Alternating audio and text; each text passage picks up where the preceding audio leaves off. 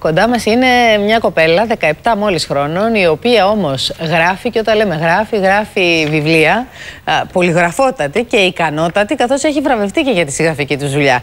Είναι η Βάνα Κομνηνού. Καλή σου μέρα, Βάνα. Καλημέρα. Μπορεί και να είσαι μικρότερη συγγραφέα στην Ελλάδα. Δεν ξέρω. Δεν γνωρίζεις αν έχεις και μικρότερους συναδέλφους εισαγωγικά. Πηγαίνεις σχολείο, κανονικά. Ναι, στην τρίτη λυκείου. Στην τρίτη λυκείου. Και πότε ξεκίνησες να γράφεις? Είχα ξεκινήσει ήδη από την πέμπτη δημοτικού, δεν το είχα ολοκληρώσει όμως. Βιβλίο κανονικά στην πέμπτη δημοτικού? Ναι, βιβλίο. Βιβλίο και μερικά διηγήματα. Και συνέχισα μετά στην πρώτη λυκείου και είναι αυτό το πρώτο μου μυθιστόρημα. Είναι το πρώτο σου μυθιστόρημα, εύχομαι καλό τάξιδο. Νομίζω ότι πρέπει να πάμε κόντρα στα πάντα και να το δούμε κιόλας το βιβλίο σου, έτσι όπως μας το έχεις φέρει. Σκοτεινά μονοπάτια λέγεται και το έχει γράψει ένα 17χρονο κορίτσι.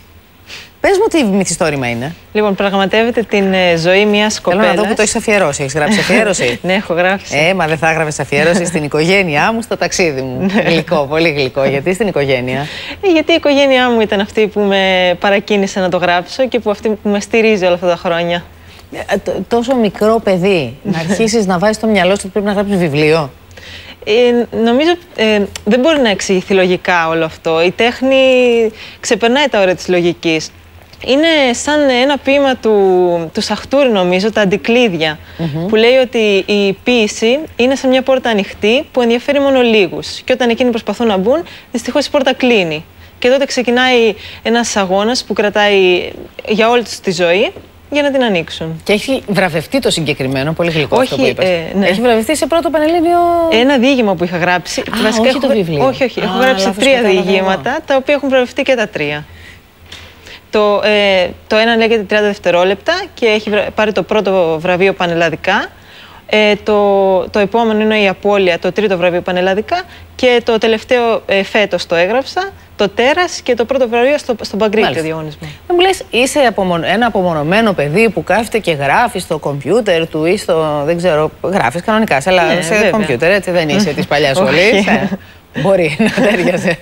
Ή είσαι ένα παιδί που είναι μέσα στη ζωή. Βλέπω σκουλαρίξει το μάτι. Προχώ δηλαδή. Όχι, καμία σχέση. Και παρέες έχω και κάνω βασικά ό,τι κάνουν όλα τα παιδιά της ηλικίας μου. Παράλληλα γράφεις. Και παράλληλα. Το χρόνο το βρίσκεις. Τρίτη ηλικίου σημαίνει και αγώνα για να μπεις και στο πανεπιστήμιο. Ναι, βέβαια. Οι απαιτήσεις είναι αυξημένες. Όμως είναι ένας τρόπος χαλάρωσης. Και είναι κάτι σαν χόμπι. Πώς άλλοι έχουν, ας πούμε, το ποδόσφαιρο, το βόλεϊ, εγώ έχω το γράψιμο. Και στο σχολείο καλή βαθμή είναι αυτή που παίρνεις, δηλαδή είσαι από τις καλές μαθήτρες στην τάξη σου.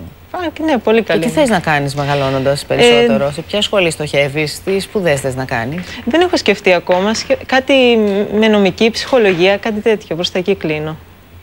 Ακόμη δεν έχεις καταλήξει όμως? Όχι, ακόμα. Μου κάνει εντύπωση αυτό, γιατί? Δεν θέλω να πιέσω τον εαυτό μου στην ώρα του. Νομίζω ότι θα μπορέσω να το καταφέρω στην ώρα του. Έχεις όμως σχολή που θέλεις να περάσεις άμεσα? Ναι, θα συμπληρώσει το μηχανογραφικό του χρόνου κάποια. Τώρα προετοιμάζουμε για τις πανελλαδικές εξετάσεις. Όμως υπάρχει ακόμα χρόνος μέχρι το Μάιο και να βγουν και οι βάσεις και βλέπουμε. Μια χαρά το κάνεις, έτσι. Θεωρείς τον εαυτό σου ακόμη ανώριμο να καταλήξεις στο τι θέλει να κάνει επαγγελματικά στη ζωή του? Θα είναι μια απόφαση. Είσαι του αμερικανικού συστήματος, εσύ, όχι του ευρωπαϊκού. Θα είναι μια απόφαση που θα επηρεάζει όλη μου τη ζωή. Δεν θέλω να την πάρω ελαφρά την καρδία. Μάλιστα. Η αγαπητή Βάνα που έχουμε εδώ στο στούντιο της εκπομπής, 17 χρονών, συγγραφέας, το πρώτο του βιβλίο κυκλοφόρησε από την 6η Δημοτικού, μας είπες, έχει ξεκινήσει και γράφει τα πρώτα της μικρά μυθιστορήματα. Μπορεί να μας πασάρει το διάλειμμα που έρχεται σε 6 διαφορετικές γλώσσες. Πότε πρόλαβες να μάθεις 6 γλώσσες? Από τη Δευτέρα έχω ξεκινήσει, Δευτέρα Δημοτικού. Πόσες μάθαινες τη χρονιά? Όχι, μέχρι την Πέμπτη μόνο αγγλικά και μετά πρόσθεσα τις άλλες σιγά σιγά. Και σε πόσο καιρό, δηλαδή μιλάς σε ικανοποιητικά επίπεδα όλες τις 6? Ποιες γλώσσες μιλάς? Αγγλικά, γαλλικά, γερμανικά, ιταλικά, ισπανικά και τουρκικά. Και η αγαπημένη σου είναι? Τα ελληνικά. Τα ελληνικά είναι η αγαπημένη σου? Μα είναι η πιο πλούσια γλώσσα. Η δεύτερη αγαπημένη? Τα ισπανικά θα έλεγα. Μου αρέσει η προφορά, έτσι είναι. Είναι ωραία. Έχεις σχέδια να μάθεις και άλλες γλώσσες? Τι θα σε ενδιαφέρει? Θα ήθελα να μάθω όσο πιο πολλές μπορώ. Δεν θα ήθελα να τις σταματήσω. Σε καμία περίπτωση. Αδέλφια στην οικογένεια? Έχω μία μικρότερη αδερφή. Και οι γονείς? Πολύ ωραίοι τύποι φαίνονται οι γονείς. Μόνο που γνώρισες εσένα μπορώ να το καταλάβω. Ευχαριστώ. Είναι τι είσαι, σου βάζαν, σε φοδίαζαν με γνώσεις από μικρή, σου άνοιγαν τον δρόμο, με ποιο τρόπο? Στήριζαν όλες μου τις επιλογές. Ποτέ δεν με πίεσαν να μάθω κάτι περαιτέρω από αυτό που θέλω, αλλά πάντοτε όταν έλεγα ότι θέλω να μάθω κι άλλη μια ξένη γλώσσα, Πάντοτε έλεγα ναι. Έχουν σχέση με την εκπαίδευση οι γονείς σου? Όχι, όχι. Είναι απλοί άνθρωποι. Απλοί άνθρωποι. Ναι. Λοιπόν, Βάνα, πάρα πολύ χάρηκα που σε γνώρισα.